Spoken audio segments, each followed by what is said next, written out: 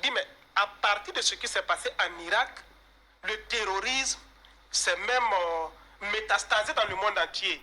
On a vu le cas de la Libye récemment encore. Mais en Irak, quand on a pendu Saddam Hussein, George Bush, je le disais, n'a pas hésité de dire qu'il a suivi la pendaison. Saddam Hussein a été pendu dans la matinée d'une fête de Tabaski.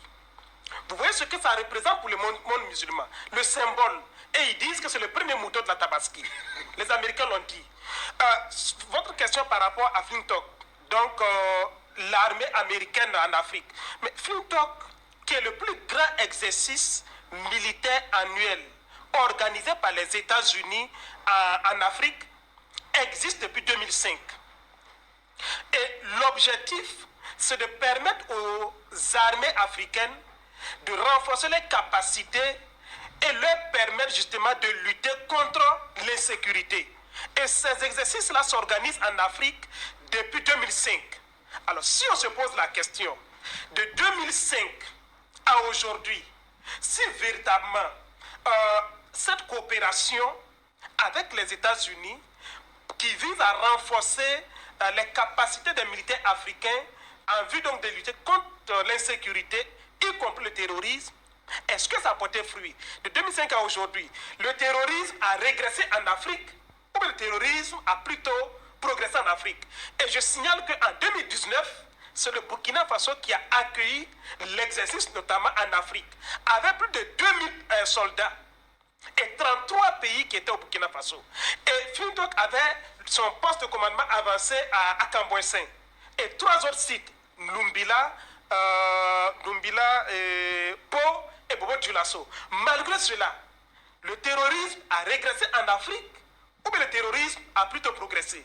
Donc c'est la preuve que ils sont là comme partenaires, mais au fond, ils ne vont jamais nous permettre de lutter contre le terrorisme. Et c'est pourquoi nous nous disons, si aux États-Unis, Donald Trump a été élu pour son premier mandat d'ailleurs sur un slogan, un credo, j'allais dire, America First. Donc l'Amérique d'abord. Qui sont les Américains, y compris le général Langley, ce nègre encore qu'on utilise là? Qui sont-ils pour nous dire qui doit nous diriger et comment est-ce que nous devons diriger? Langley est allé où?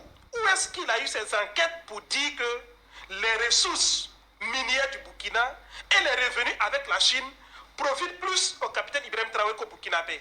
Il détient ses preuves tout. Encore une fois, un de ces experts qu'on voit souvent sur les chaînes de télévision en Europe, qui se présentent comme les experts en Afrique, experts de l'Afrique de l'Ouest, experts du Maghreb, mais qui ne connaissent l'Afrique de l'Ouest et le Maghreb qu'à travers Google. Ce n'est pas sérieux. C'est pourquoi moi je dis, il appartient aux Burkinabés, aux Africains, de se faire respecter. Il a été déjà dit ici par Sigiré, ceux qui se présentent comme nos maîtres là, ils ne vont jamais cesser de nous regarder de haut.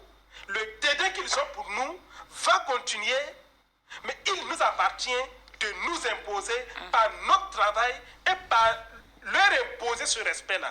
Et si nous y travaillons, cela ne peut que se réaliser.